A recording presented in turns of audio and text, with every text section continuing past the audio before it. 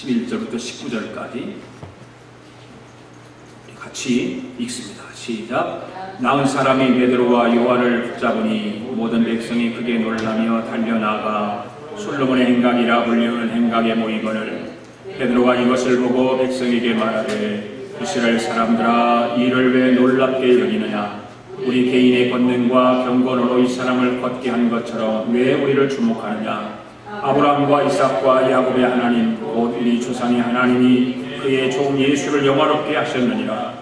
너희가 그를 넘겨주고 빌라도가 놓아주기로 결의한 것을 너희가 그 앞에서 거부하였으니 너희가 거룩하고 의로운 일을 거부하고 도리어 살인한 사람을 놓아주기를 구하여 생명의 주를 죽였도다. 그러나 하나님이 죽은 자 가운데서 그를 살리셨으니 우리가 이에 대해 증인이라. 그 이름을 믿음으로 그 이름이 너희가 보고 아는 이 사람을 성하게 하였나니 예수로 말미암아 난 믿음이 너희 모든 사람 앞에서 이같이 완전히 낫게 하였느니라. 형제들아 너희가 알지 못하여 그리하였으며 너희 관리들도 그리한 줄 아노라. 그러나 하나님이 모든 선지자의 입을 통하여 자기의 그에게서 고난받으실 일을 미리 알게 하신 것을 이와 같이 이루셨느니라. 그러므로 너희가 회개하고 돌이켜 너희 죄 없이 함을 받으라. 이같이 하면 새롭게 되는 날이 주 앞으로부터 이룰 것이요. 아멘.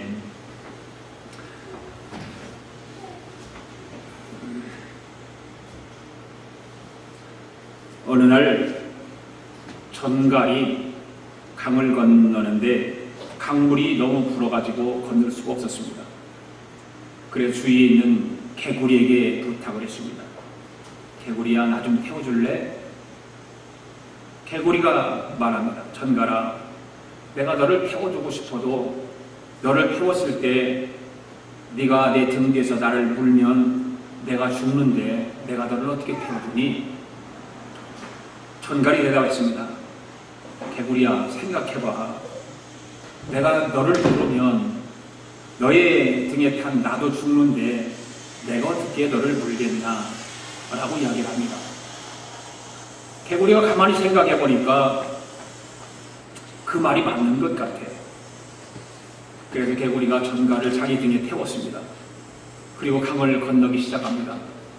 강의 중앙쯤 왔는데 그때 전갈이 개구리를 꽉 물어서 그 무는 바람에 불따다 물에 빠져 죽었습니다.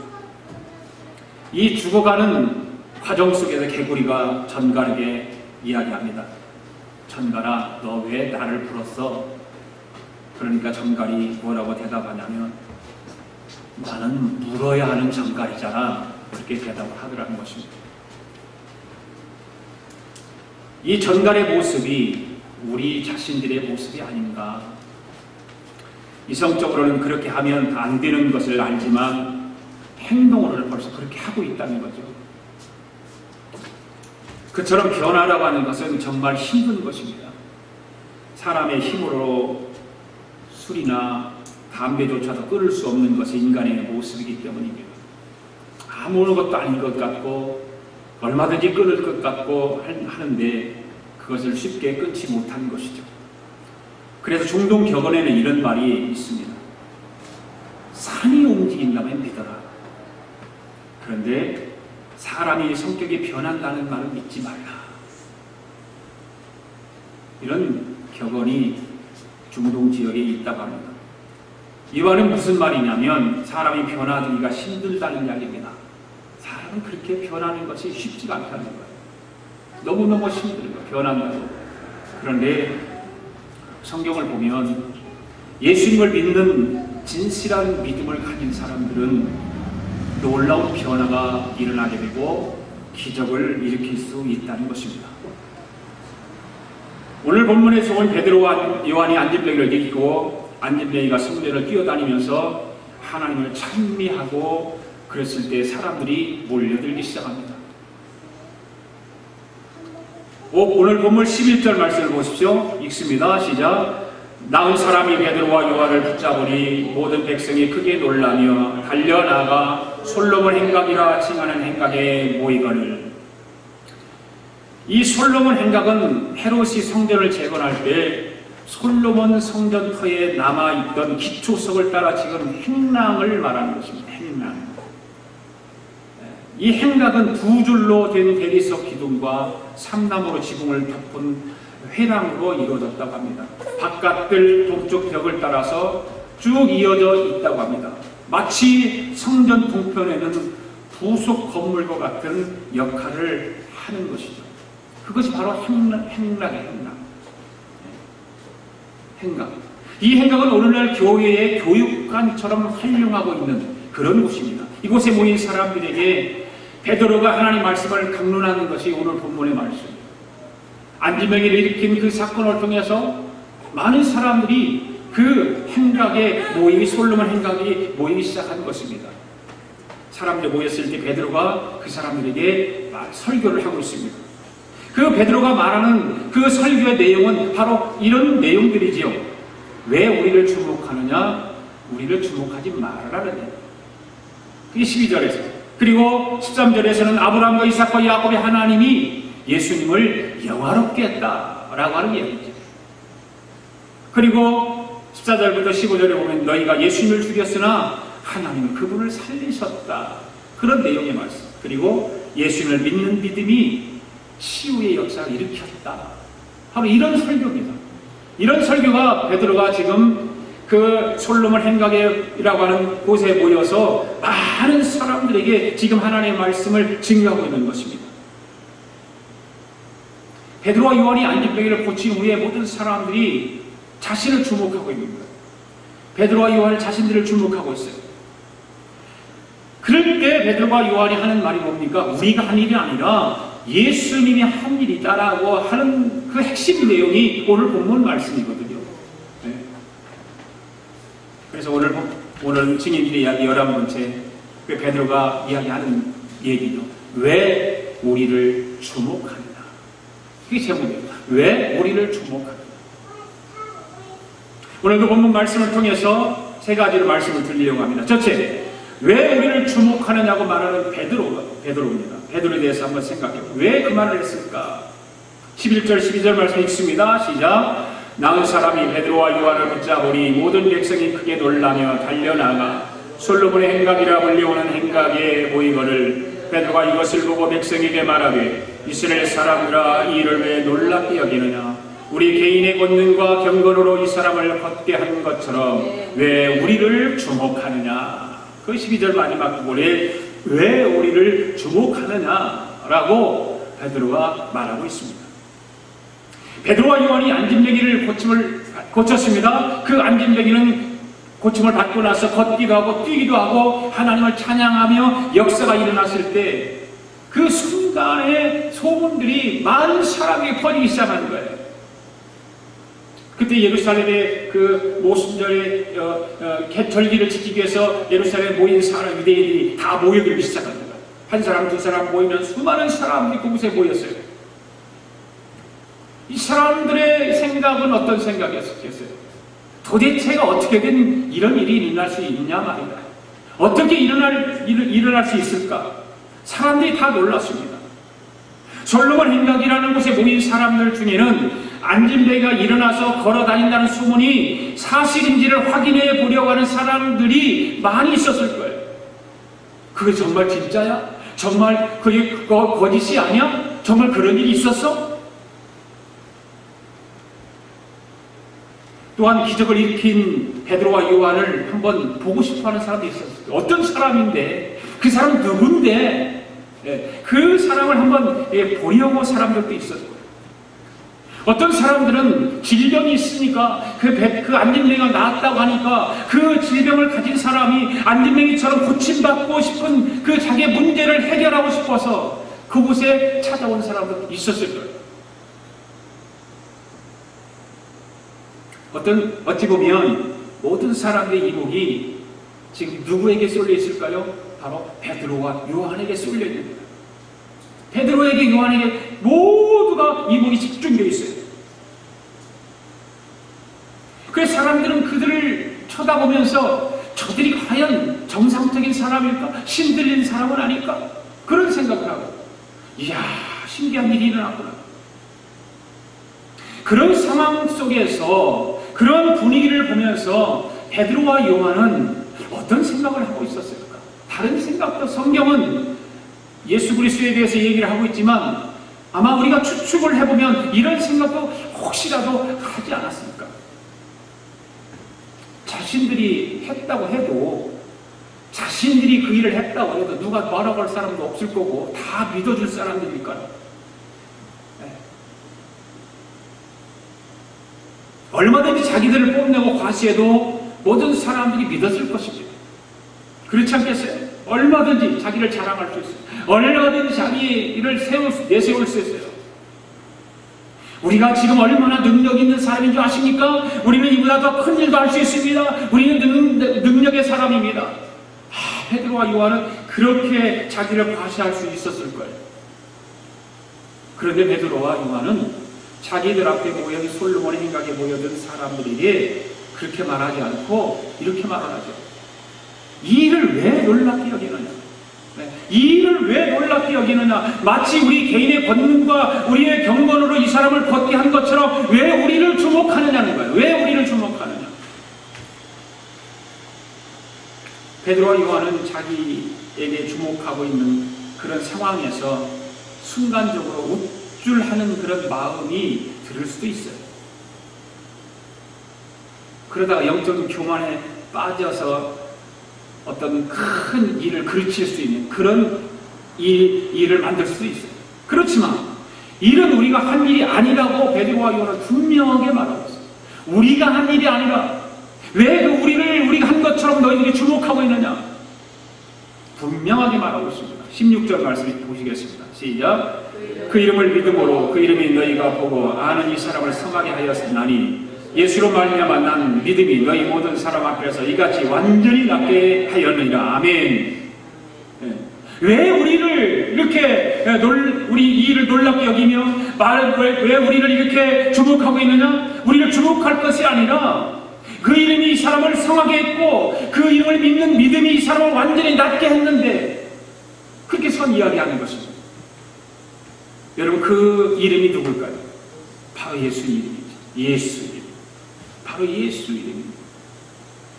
그 솔로몬 성전 문 앞에서 예루살렘 성전 문 앞에서 모여서 지금 안진뱅이로 구걸하고 있는 사람에게 나는 은과 금은 없지만 내게 있는 예수 그리스도의 이름으로 명하노니 일어나라고 그랬을 때에 일어난 거거든요. 바로 그가 예수입니다. 바로 베드로와 요한은 바로 예수님의 한 일이라고 그렇게 이야기를 하고 있습니다. 사랑하는 여러분, 예수님의 이름이 능력이 있습니다. 예수의 이름이 능력이 있어요. 예수 이름을 믿을 때 기적은 일어나는 것입니다. 예수 이름의 모든 우리의 삶을 변화가 일어나게 만드는 것입니다. 안진뱅이에게 예수 이름을 전해주었더니 일어나 걸었습니다. 나면서 또 안진뱅이 40여 세 가까이 40여 년 가까이 안진뱅이로 구걸하던 사람이 예수 이름이 그를 걷게 했던 것입니다. 바로 예수 이름이 기적을 일으키는 것입니다. 우리는 여기서 베드로와 요한의 겸손함과 정직성을 우리는 발견해야 됩니다. 베드로와 요한은 정직했고 베드로와 요한은 겸손했습니다. 그래서 그러한 상황 속에서 왜 우리를 주목하느냐라고 말하기는 그렇게 쉬운 것은 아니에요. 그것은 왜 그렇게 할 수 있었을까? 물론 그 안에는 예수 그리스도를 통해서 얻어진 성령의 역사가 있었지만 그들에게는 겸손함과 정직함이 있었다고 합니다. 겸손과 정직. 오늘 우리도 주님의 일을 하면서 겸손함과 정직함이 있어야 됩니다. 교만하지 말아야 됩니다. 아무리 능력을 행하는 사역자라고 해도 겸손과 정직이 없다면 하나님께 버림받을 뿐만 아니라 사람들에게도 좋은 사람으로 인정을 받지 못하는 것입니다. 목사나 교회 사역에 동역하는 모든 리더자들은 겸손과 정직함을 가지고 사역을 감당해야 될 줄로 믿습니다. 두 번째로 베드로는 왜 우리를 주목하느냐라고 말하면서 예수님에 대해서 설명을 하고 있죠. 13절 말씀 읽습니다. 시작. 아브라함과 이삭과 야곱의 하나님 곧 우리 조상의 하나님이 그의 종 예수를 영원하게 하셨느니라. 너희가 그를 넘겨주고 빌라도가 놓아주기로 결의한 것을 너희가 그 앞에서 거부하였으니. 베드로는 지금 안진뱅이를 일으킨 분이 자기들이 아니라 예수님이라고 말하고 있습니다. 그 예수님은 너희 모든 유대인들이 조상으로 여기는 아브라함과 이삭과 야곱의 하나님께서 영화롭게 하신 분이라고 이렇게 말하고 있습니다. 그 예수님은 바로 믿는 자들에게 기적을 베풀어 주시고 하나님께서 영화롭게 하신 분이라고 지금 그 솔로몬 행각에 모여든 많은 유대인들에게 이 말을 정확하게 하고 있습니다. 그리고 믿는 자에게 기적을 베풀어 주시고 하나님께서 영화롭게 하신 그 예수님을 너희 유대인들이 어떻게 했어? 너희 유대인들이 십자가에 못 박아 죽였잖아, 이 말이에요. 빌라도는 예수님을 석방하려고 했는데 너희 유대인들이 반대하고 결국 십자가에 못 박아 죽이도록 했다라고 설명하고 있습니다. 14절 말씀 봅시다. 시작. 너희가 거룩하고 의로운 일을 거부하고 도리어 살인한 사람을 놓아주기를 구하여 생명을 주를 주겠도다. 베드로는 계속해서 예수님에 대해서 설교를 하고 있습니다. 너희들이 잡아온 예수님을 빌라도가 신문을 해봤는데 그 신문을 해본 결과 아무 죄가 없다는 사실을 알았지 않느냐. 그는 거룩하고 의로운 자라는 사실도 너희들은 알았는데 빌라도는 그런데 그 예수를 놓아주려고 했어. 그런데 영적으로 무지한 너희 유대인들은 살인자 바나바를 놓아주고 예수를 십자가에 못 박을 것을 강력하게 요구했다는 거예요. 그 이야기를 하고 있어야죠. 그 유대인들이. 여러분, 우리가 여기서 알아야 할 것은 빌라도 총독은 어쩔 수 없이 혼란이 두려워한 나머지 예수님을 십자가에 못 박아 죽이는 엄청난 잘못을 범했다는 거예요. 백성들에게 아우성치고 십자가에 못 박으라고 하는 그 소리에 두려움이 앞서서 엄청난 잘못을 저질렀어요. 그렇다면 유대인들은 어떻게 될까? 유대인들은 어떻게 될까? 아마 예수님이 재림하시는 날 가슴 치며 통곡할 날이 올 거라는 말이에요. 유대인. 총독 빌라도가 죄가 없다라고 선포도 했는데 그럼에도 불구하고 유대인들은 계속해서 예수님을 십자가에 못 박으러 죽였던 것이죠. 그런 유대인들은 예수님이 재림하시는 날 통곡할 날이 올 거예요. 왜일까? 자신들이 거부하고 십자가에 죽인 그 예수님이 바로 메시아이심이 밝혀졌기 때문에 그때 밝혀질 거예요. 유대인들은 오신 메시아를 거부하고 죽였습니다. 그래놓고도 지금도 메시아가 오시기를 기다리고 있다는 거죠. 메시아, 유대인들은 2000년 전에 오신 그 메시아는 메시아로 인정하지 않습니다. 지금도 기다리고 있습니다. 여러분, 세상에서 제일 똑똑하다고 하는 사람들은 유대인이에요. 제일 똑똑하다고 하죠. 그런데 세상에서 가장 무지한 사람도 유대인이에요. 왜 그럴까요? 가장 거룩하고 의로운 예수님을 십자가에 못 박아 죽이고 살인자를 놓아준 장본인들이기 때문에 그래요. 오신 메시아를 십자가에 못 박아 죽인 자들이기 때문에 가장 똑똑하다고 하지만 가장 무지한 자들이 유대인이라고 말해요. 이들은 참으로 무지한 자들인 것이죠. 이미 오신 메시아를 십자가에 못 박아 죽여놓고 메시아가 오시기를 지금도 기다리고 있으니 참으로 어리석은 자들이 아닐 수가 없습니다. 15절 말씀 읽겠습니다. 시작. 생명의 주를 죽였도다. 그러나 하나님이 죽은 자 가운데서 그를 살리셨으니 우리가 이리 증인이라. 지금 베드로는 말하고 있습니다. 너희 유대인이 죽인 예수는 생명의 주님이시다. 너희들이 지금 그걸 알아야 된다. 바로 그가 생명의 주시다. 할렐루야. 바로 예수님은 저와 여러분의 생명의 주님이십니다. 예수님이 십자가에 죽은 것으로 끝이 났다면 그는 저와 여러분의 생명의 주가 아니죠. 그렇죠? 그러나 죽은 자 가운데서 다시 살아나셨습니다. 거기에 우리 생명의 주가 되시는 거예요. 그래서 생명의 주가 되시는 것이지, 죽은 것으로 끝났다면 예수님은 우리의 생명의 주가 아니라는 말이에요. 그러므로 지금도 예수님을 구주로 믿고 영접하기만 하면 죽은 영혼이 살아나게 되는 것입니다. 할렐루야. 지금도 예수님이 이름을 믿고 영접하면 얼마든지 표적은 일어나게 되는 것입니다. 유대인들이 거부하고 십자가에 못 박아 죽인 그 예수님은 지금도 믿는 자에게 표적을 보여주시고 생명으로 역사하시는 줄 믿습니다. 유대인들의 이 같은 설교를 하면서 베드로와 요한이 이런 말을 하죠. 이 일에 우리가 증인이다. 이 일에 우리가 증인이다. 여기서 이 일이란 무슨 말입니까? 예수 그리스도의 십자가 사건과 부활의 의미를 이야기합니다. 십자가에 죽은 것과 3일 만에 부활하신 그 예수님을 우리는 보았다는 거죠. 그래서 우리가 증인이라는 거예요. 증인. 할렐루야. 그렇습니다. 복음의 증인들은 이렇게 구원의 확신이 있어야 됩니다. 확신이 있어야 됩니다. 예수님을 믿고 구원받은 것에 확신이 있어야 되는 것입니다. 아멘. 그래야 만나는 사람들에게 확신을 가지고 복음을 전할 수가 있는 것입니다. 교회 다니고 예수 믿어? 예수님을 구세주로 믿어? 네. 그런데 살아가는 거 보면 아니야. 예수 믿는 사람도 아니고 구원의 확신 있는 사람도 아니에요. 예배 드리는 거 봐도 알아요. 예배 드리는 걸 보면 어떤 사람은 예배 드릴 때 정말 온 정성을 다해서 예배 드리고 말씀을 들을 때도 정확하게 귀를 기울이고 드는데 그렇지 않아요. 구원의 확신이 없는 사람들은 산만하죠. 그러나 구원의 확신이 있는 사람들은 절대 예배 시간에 허튼 짓을 할 수가 없는 것입니다.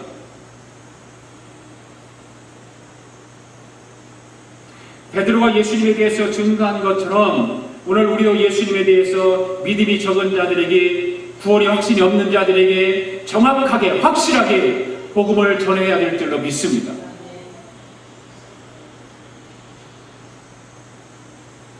왜 우리를 주목하느냐라고 말하는 그 베드로와 예수님에서 증거한 베드로가 유대인들에게 지금 솔로몬 행각에 모여서 유대인들에게 어떤 말을 하고 있습니까? 세 번째로 회개하고 죄사함을 받으라는 것. 회개하고 죄사함을 받으라. 17절 18절 시작. 형제들아 너희가 알지 못하여서 그리하였으며 너희 관리들도 그러한 줄 아노라. 그러나 하나님이 모든 선지자 입을 통하여 자기의 그리스도께서 고난받으실 일을 미리 알게 하신 것은 이와 같이 이루셨느니라. 아멘. 지금 베드로는 이야기합니다. 형제들아 너희가 알지 못하여 생명해 주신 예수님을 십자가에 죽였다라고 말하고 있습니다. 죽였다. 그렇습니다. 유대인들은 메시아가 오셨지만 예수님이 메시아신 줄 몰랐습니다. 몰랐죠. 예수님이 사역을 통해서 자신의 메시아신 것을 여러 가지 기적을 통해서 알려주었지만 유대인들은 깨닫지 못했습니다.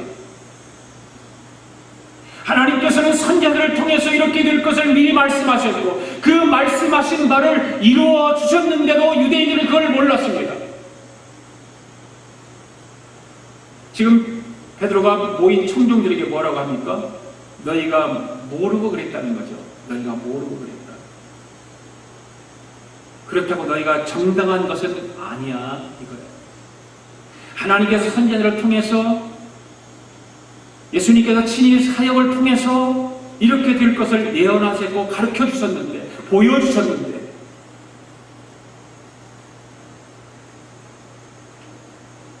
예수님의 말씀으로 사역을 통해서 많은 것들을 사람들이 보여주고 기적을 일으켰었건만 사람들은 믿지 않습니다. 그걸 메시아로 믿지 않습니다. 이것은 유대인들에게만 있었던 일이 아닙니다. 현대를 살아가는 많은 사람들에게도 예수님이 메시아이면서 구세주인 것을 알려주고 있지만 믿으려고 하지 않습니다. 예수를 믿어야 구원받는다라고 하는 것을 알려주지만 믿지 않습니다. 예수를 믿어야 모든 죄에서 자유함을 얻고 회개하는 사람들에게 천국이 확정되었다라고 이야기를 해주지만 믿지 않습니다. 우리가 여기서 깨달아야 할 것이 있습니다. 인간이 범죄는 죄 중에 죄인 줄 알면서도 죄를 범하는 경우가 있고, 죄인 줄 전혀 모르고 죄를 짓는 경우가 있죠. 알면서 짓는 죄, 모르면서 짓는 죄, 죄인 줄 알면서 짓는 죄는 정상 참작의 가치가 적겠죠. 정상 참작이라는 게 있잖아요. 사람이 죄를 져서 법원에 판결을 받기 위해서 판사 앞에 섰을 때 정상 참작이라는 게 있죠. 그런데 죄인 줄 알면서 짓는 죄는 정상 참작이 그렇게 많지 않겠죠. 그러나 죄인 줄 모르고 지은 죄에 대해서는 정상 참작의 여부가 많이 있죠. 바로 유대인들이 생명주 되시는 예수님을 십자가에 못 박아 죽인 죄는 도저히 용서받을 수 없는 큰 죄입니다. 그러나 유대인들이 그 사실을 깨닫지 못하고 몰라서 지은 죄라는 거예요. 알려주었지만, 선지자를 통해서 이미 다 보여주고 예언을 했지만 그들이 그거를 깨닫지 못했다는 거예요. 그래서 하나님께서 정삭을 참작하신 거죠.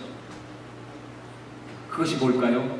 정상 참작을 하고 당장 심판하고 멸망시켜도 옳지만 회개하는 자들에게 하나님의 구원의 은총을 베풀기 위해서 그 회개의 기회를 주시는 거예요. 그게 정상 참작이에요.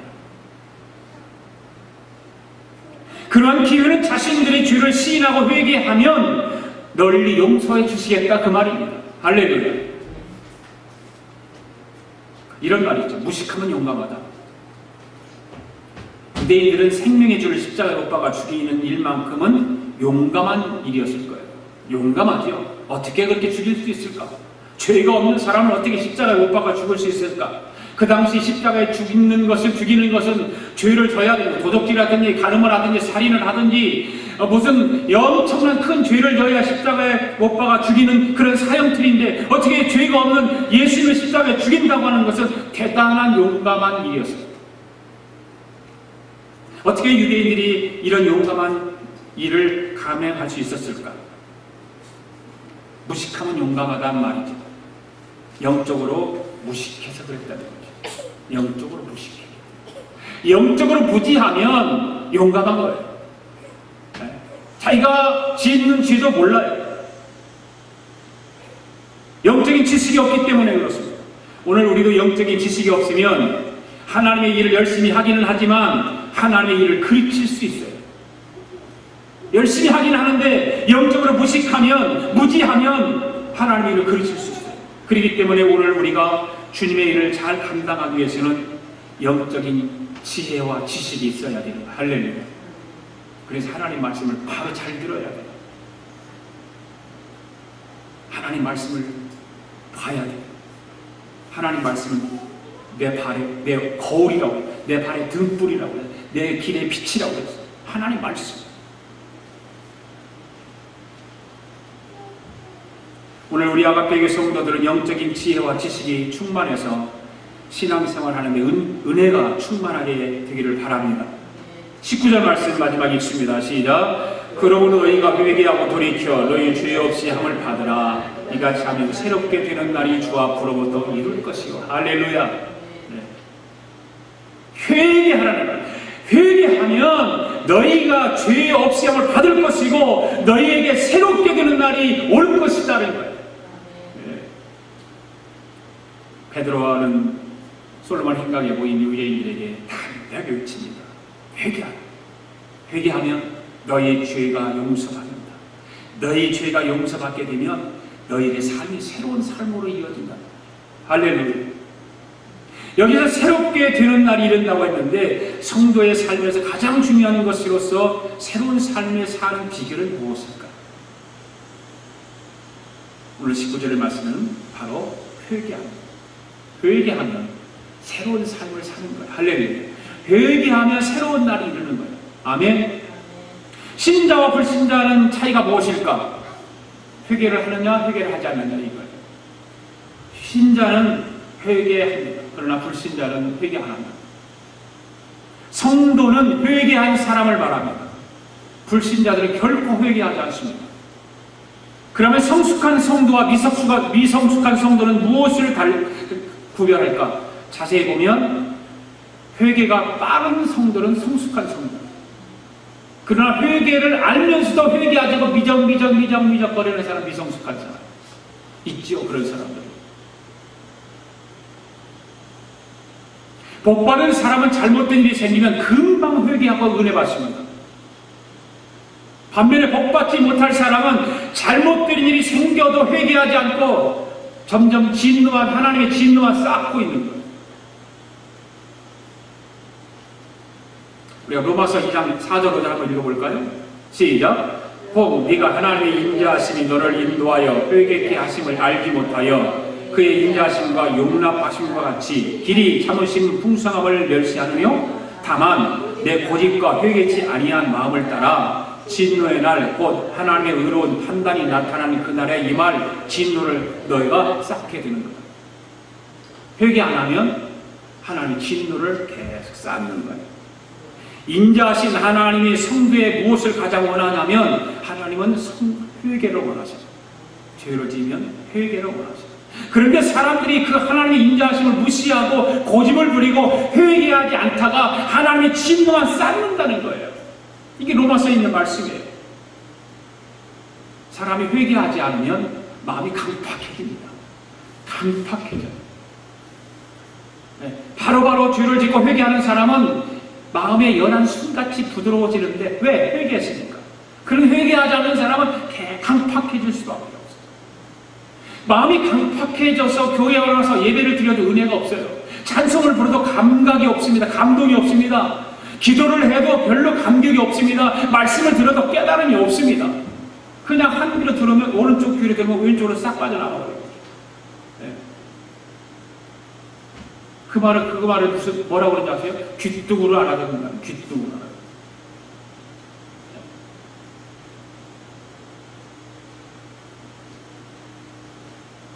그렇기 때문에 회개가 없는 것이 인생이 얼마나 큰 마이너스가 되는 것일까라고 하는 우리는 알아야 돼요. 다윗의 시편 32편 3, 4절에 보면 이런 말씀이 있습니다. 한번 읽어볼까요? 시작. 내가 토설지 아니할 때에 종일 신음함으로 내 뼈가 쇠하였도다. 주의 손이 주야로 나를 누르시오니 내 진액이 화하여 여름 가뭄에 마름같이 되었나이다. 다윗도 죄를 토설지 않으면 그 영혼이 종일토록 신음하고 뼈가 쇠해지는 것 같다 이렇게 말하고 있잖아요. 회개하지 아니하고 죄를 가슴에 담고 있으면 내 속에 담고 있으면 그 말은 뒤집어서 말하면 죄를 토설하고 회개해야 사는 길과 평안의 길이 열린다 그 말입니다. 불신자는 회개하고 예수님을 영접해야 하지만 성도는 구원받았지만 마음이 강팍해지지 않도록 회개가 빠르고 익숙한 사람이 되어야 해요. 빠르게. 즉시 해야 돼요. 오늘 본문에 나오는 베드로의 설교를 보면 복음을 전파하려는 베드로의 열정을 우리는 느낄 수가 있습니다. 그런 전도의 열정을 회복해야 됩니다. 할렐루야. 전도가 무엇입니까? 복음을 아는 자가 모르는 자에게 복음을 전해주는 거예요. 이것이 전도예요. 여러분이 복음을 알고 있다면, 예수님 그리스도에 대해서 알고 있다면, 예수 그리스도를 통해서 구원받았다면, 예수 그리스도를 모르는 사람에게 복음을 전해야 됩니다. 이것이 전도예요. 나눠야 됩니다. 복음을 나눠야 돼요. 하나님은 우리의 소중한 것인 이웃과 나누는 삶을 원하시는데 그 나누는 삶이 무엇인가? 내 가진 것이 무엇인가? 가장 중요하게 가진 것이 무엇인가? 바로 내 안에 예수님이에요. 그 가진 예수님을 나눠야 되는 거예요. 믿지 않는 자는.